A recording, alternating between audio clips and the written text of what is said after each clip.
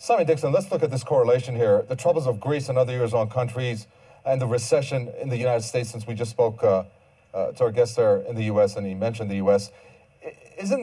Aren't they all related to their trade deficits?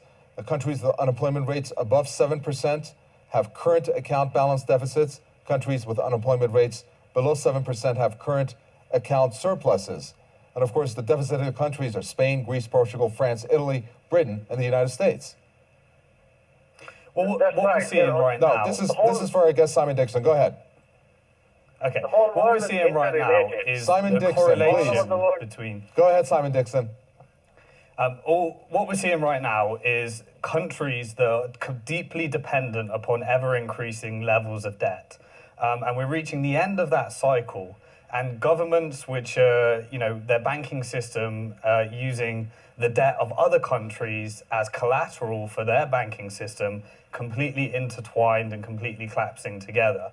But it all relies on the banking system and the countries are trying to solve debt with more debt. Now, when the governments are focusing on where they're going to find the new market for their debt, they're focusing on how to structure the best deal. Now, what we've seen with the £100 billion bailout for the Spanish banking system is you've seen going to countries like Italy who have their own challenges, and they're lending money at 3%.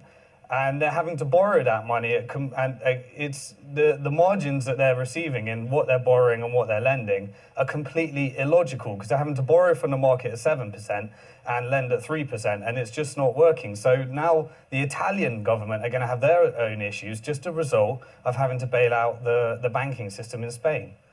Portugal, Spain, and Italy, David Gomez, are right now the face of the Eurozone debt crisis. How severe, if that example that Simon Dixon used is what Italy is doing, that doesn't look too bright for the Eurozone for it to have the domino effect taken place.